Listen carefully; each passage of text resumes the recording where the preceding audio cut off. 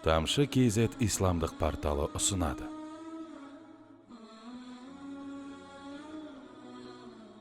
Енді білесіздер, құрметті жамаат, біз енді Аллах Субхану ва Тағала нәпсісі бар мақлуқтардың ең ұлысымыз адам баласы. Адамның екі жағы бар, періштелік жағы бар, екіншіне хайуандық жағымыз бар. Ішу, жеу, ұйықтау, жынысты қалаға жасау, бұл нәрсе адамда да бар, итте де бар, шошқада да бар. Бірақ біз адамбыз, мұсылманбыз. Әйелдердің барлығы ол нәпсіні ұстата тұрған орын емес.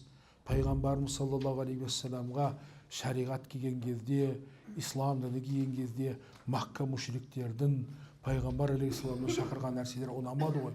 Соның біреуі пайғамбарымыз салам айтты, алғашқы пайғамбарлар сияқты бір Аллаға құлшылық қылу, ана бұттардың бәрін тастау, екінші адамдардың бәрі бірдей, үшіншісі әйелдердің де ақысы бар деген кезде олар не деді? Атқа міне алмайтын, бізді жаудан қорғап қала алмайтын етегі төмен әйелдің не ақысы бар деді. Ол ақымақтар ұмытып қойды. Әйел деген нәрсе нәпсін ұстата тұрған орын емес, әйелдің өзінің қоғамда орны бар. Ол біреудің анасы, ол біреудің қарындасы, ол біреудің апасы. Осы нәрседе шариғатта ниса деген сура бар, әйелдер деген, еркектер деген сура жоқ. Осы баян қылды Аллах Тағала. Мұны Құран-ы Кәрімде үйленуге тыйым салынған әйелдерді Аллах Тағала бізге баян қылды. Уәлә танкиху ма накаха абаукум деді. Бірінші күйеулеріңнің, әкелеріңнің етегі тиген әйелге жоламаңдар деді. Жахилият дәуірінде өзінің туған шешесі болмаса, өгей шешесін үйлене беретін. Оны күндікке сақтап қала беретін. Жоқ, ол шариғатта, ол харам. Имам Шафииде, Ахмад ибн Хамбалда бір еркек бір әйелмен зина қылып қойса, оның әйелді баласы үйленуге рұқсат береді. Өйткені шариғат неке қиылған жоқ, халал жолмен болмады дейді. Абу Ханифада харам болды. Біз фитрат, жаратылысқа да қараймыз.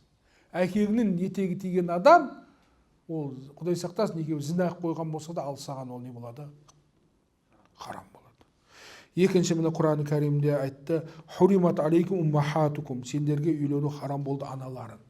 Анаң деген не? Өзіңнің туған анаң.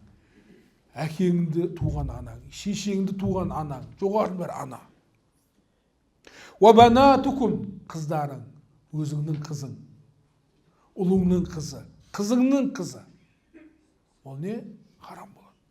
Ва ахаватукум, апаң, қарындасың. Бір әке бір шешеден бол. Бір әке бірнеше шешеден бол. Бір шеше екі әкеден бол. Ол сенің не болады? Қарындастарың үйлену. Ва амматукум деген не? Әкеңнің апасы менен қарындасына үйлену харам болады. Ва халатукум, нағашы апаң, нағашы қарындасың үйлену харам. Ва банатул ах, ағаңның, ініңнің қыздарына үйлену харам. Шариғат неке жүрмейді. Ва банатул ух, апаңның, қарындасыңның қыздарына үйлену не болады? Харам. Өзіңнің қарындасың ғой ол. Уммахатукум лати ардa'анакум, сендерді емізген аналарың. Сүт анаң. 2 жасқа дейін сен еміздің ба? Ол саған не болады? Ана болады. Бөгде бір әйел көрдіңіз ба? Емешегі езіліп келіп, жас баланың аузына еміздірді ме? Ол не болады? Анасы болады. Бүкіл мемлекеттің нелер, мемлекет, патшалар, президенттері жетімдерге қарайды ғой. Олар жиналып, жетімін жылатпайды әлбетте.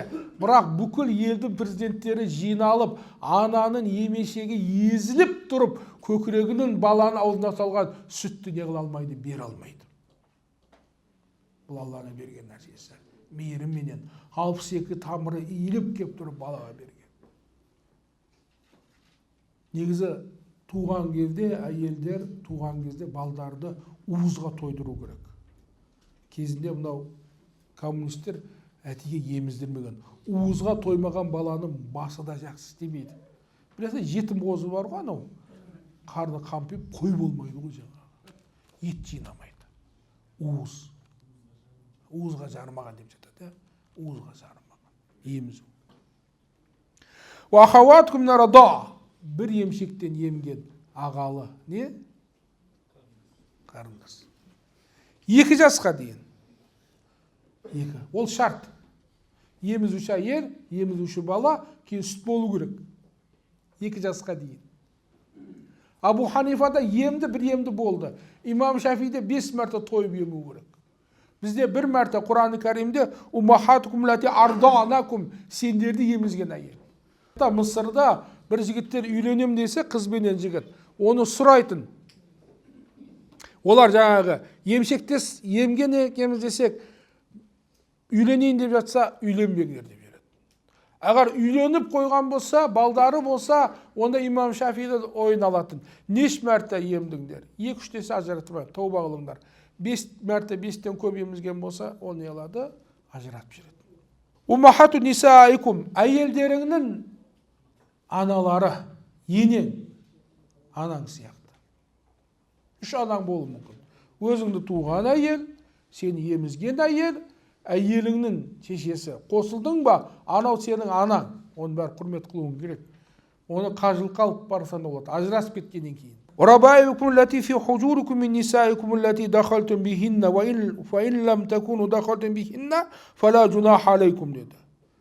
Бір әйелге үйленсең, оның артынан қыз келсе, неке қиғаннан кейін барып, ана әйелге қосылсаң, анау қыз сенің нең болып қалады, қызың болып қалады. Рабай болады. Әгер некеңді қиып, қосылмай жатып талақ қылсаң, ананы қызды алуға болады. Ал некеңді қиып қосылдың ба, ол сенің нең болады, қызың болады. Неке жүрмейді. Ва халайру абнаикум лазина мин аслабикум. Өзіңнің бел балаңның әйелі. Туған келінің, ұлыңның әйелі, ол сенің қызың сияқты. Сенің жанында жаланбас отыруға болады. Негізі. Шариғатта Нур сурасын оқысаңдар, қай жерге орамал тартпауға, сол өзіңнен туған. Бізде ана қайнатасының жанында орамал тағатта, сыртқа шығатта орамалын шешіп тастайды. Керісінше де керісінше. Қайнатасы өзінің әкесі сияқты ғой. Ал енді ағаңның, ініңнің әйелін алу, қайтыс болса ағаң, ол шариғатта ол жайыз ол, рұқсат ол. Ал туған келінің, ұлыңның, бел балаңның әйелі сенің нең сияқты, қызың сияқты. Келініңді алып, туған келініңді алып, қажылыққа барсаң да бола береді. Туған енең сияқты да ол. Туған не? Келін.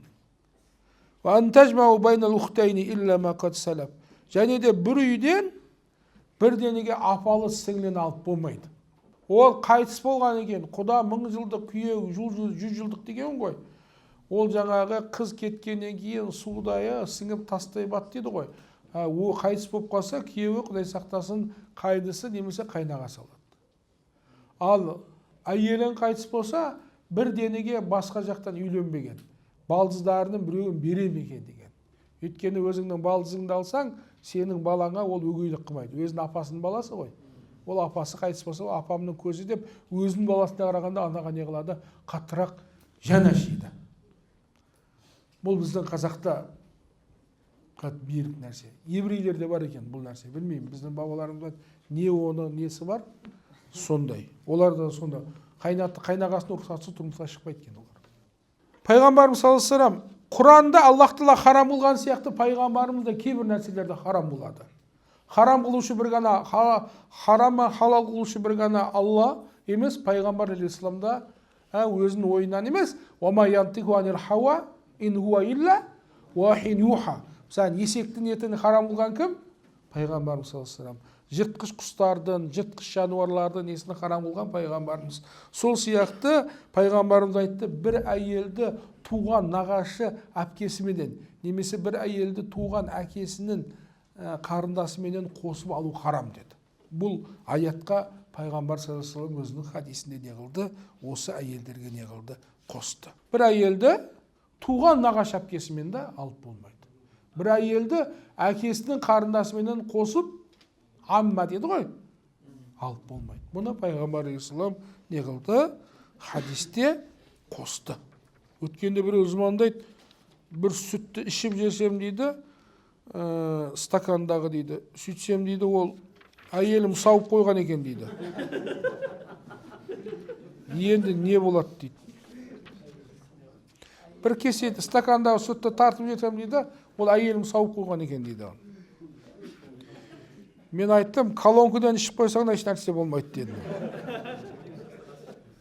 Ол сүт анасы болып қалмайды ол, Сүт анасы болу үшін не болу керек? 2 жасқа дейін. Ол қазақтағы сөз, анау домалағана деп жата тұрған нәрсе, ол не ғой? Ол бір не? Әңгіме, аңыз. Мен білмеймін, домалаған анамыз не қылып жүрген шығар аналарды. Кейде қарақшылар келетса, оларға біледі, малды айдап кету келіп жатқанын, оларға шай, нан береді. Нан татты екен ғой апа десе, өзімнің жаңа көкірек үстінде не қылдым ғой десе, ой бұл сіздің анамыз болып қалдыңыз ғой дейді. Сөйтіп балдарының бәрін ұйықтап жатады, балдары біледі жалқау екенін. Жылқының бәрін айдап кетеді ғой. Енді апамызға айтады, енді біз анамыз мынау жылқыны айдап бара жатырық, не қалайсыз дейді. Ішіндегі мықты айғырды айтады, анау топ, не дейді, соны алып қалады. Ұстап береді қарақшылар. Қараса 3 баласы жылап жүгіріп келді. Ой, апа құдай ұрып қалды, біз ұйықтасақ, жылқыны бәрін айдап кетті. Еш нәрсе емес деді. Сабыр қылыңдар дейді. Ана жылқыны бір кісінеткен кезде аяқтағы ненің бәрі, байталдың бәрі, үйірдің бәрі қайттан келеді. Бұл енді шариғатта 2 жасқа не толу керек.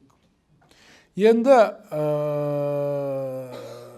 неке фасид дейді ғой, болмаған некелер, жаңағы ол байланбаған некен айтылады. Ол никахыл фасид деген нәрсе, рукундері толық болмаса, шарттары толық болмаса, жаңағы харам қылған әйелге, жаңағы тиым салынған әйелге үйленіп жатса, бұл некенің бәрі не болады? Шариғатта не болады? Бұзық болады. Енді никахы шиғар деген бар. Исламда шиғар жоқ. Шиғар деген нәрсе ол бос деген нәрсе. Мен мына бауырым айтам, сенің маған қарындасыңды бер, мен саған қарындасыңды берейін, сенің қарындасыңа махр бермеймін, сен де менің қарындасым махр алмайым дейді. Бұл шариғатта болмайды. Махр өткені кімнің кесі? Әйелдің ақысы. Енді мутаа, уақытша неке, шариғатта бұл харам. Мына Құдай сақтасын бауырларым, енді мына не келе жатыр? Шиа келе жатыр. Шияның сондай жиіркенішті нәрсесі бар. Шииттер келгенде мына уахабис бауырларың айналайын болып қалады. Әлемде үлкен нәрсе болады. Саудия, Катар, Арабский Эмират, Кувейт, бұлардың бәрі бұл дін дұшпандары шииттер мен сүнниттердің арасында соғысты не бастап жерді. Негізі мынау Сириядағы, Йемендегі де нәрсе, бұл уахабизм менен негізі шияның арасындағы соғыс еді. Муътазила, шиялардың ақидасы Муътазила менен Мужассимнің арасындағы соғыс еді. Соның арасында біз неге кіріп жатырық айналып кеп. Шииттерде бұл өте жиіркенішті нәрсе бар. Ол жөнінде әлі семинарлар өтеміз нелерде. Бірінші сол жиіркенішті нәрсесі, олар фанкиху ма таба лакум минан ниса масна суласа руба дейді ғой. Олар 29 әйелге дейін рұқсат береді. 2-ні 2-ге өтсең 4, 3-3-ге өткізсең қанша? 4-4-ге өтсең 16, оны қоссаң 29. Уақытша некеге рұқсат береді. Әйелдеріңнің нисаакум харсу лакум фаату харсакум анна шитум. Әйелдерің сендердің еге тұрған орындарың. Бізде анна деген сөз кайфа. Қай уақытта, қандай жағдайда. Оларда қай жерінен дейді, алдынан да артынан да Құдай сақтасын. Олар хайыз нифасқа қарамайды. Одан кейін жиіркенішті нәрсесі педофилге рұқсат береді олар. Еркек пен еркек болмаса болды, жас балдар айтпаған деген сияқты. Сондай жиіркенішті нәрселері бар. Қоғамды бүлдіретін. Біз Қазақстан, Өзбекстан, Орта Азия ахл сүнна өте таза шариғатта, ақидада таза ұстап келгенбіз. Бұның бәрі бізге әзір аманат. Халық діннен не болып қалды? Ұзақ болып қалды. Біз осы нәрсені көп уағыздарды жақсылап айтуымыз керек. Біздің уағыздарды қарайсыңдар ма? Әзір тыңдап жатыр. Біздің уағыздарды көп нәрсе артистер менен ақындар ғана тыңдап жатыр. Мынау жаңағы клипке шыға тұрған артистердің көбін үйінде не тұрады осы жаңағы. Бізде жақсы уағыз айтып жүрген жігіттер бар ғой, жаңағы Арман бар, Esen бар, Ризабек бар, солар соны. Сендердің уағыздарыңды тек қана артистер өлең айту үшін сондай клиптер көбейіп кетті қазір. Бірақ біздің уағыздарымызды әлі медиктер тыңдай қойған жоқ, заңгерлер тыңдай қойған жоқ, химиктер, физиктер, биология, ботаниканың саласындағылар біздің уағыздарымызды әлі тыңдап жатқан жоқ. Біз қоғамда тек қана сезімге берілгендерге ғана біздің уағызымыз жүріп жатыр. Сондықтан уағызды сәл тереңдету керек. Тереңдету керек. Бұлар да жаңағы бүкіл қоғамдағы зиялы қауым бәрі уағызды тыңдаса, сонда ғана қоғам не болады? Түзеленеді. Және де зиважу тахлил дейді. Бұл нәрсе мынау Құдай сақтасын, мынау Тәжікстанда кейбір ғалымдар рұқсат береді екен, бұл шариғатта тура емес. Лааналлаху мухаллил вал мухаллала. Біреудің қатыны 3 талаққа түсіп қалса, екінші бір қартайған шалға апарып береді, ана жаңағы пистолет атпайтын. Мынаны үйлендіріңіз дейді. Үйленгеннен кейін бар ол талақ қылады, анау қайта 3 талағын бәрі кетіп, не қылу. Кейбіреулер рұқсат, бірақ бұл шариғатта не ол? Абу Ханифада кейбір кітаптарында рұқсат берілген, бірақ дегенмен бұл не жақсы нәрсе емес бұл. Бұл да жақсы некеге жатпайды.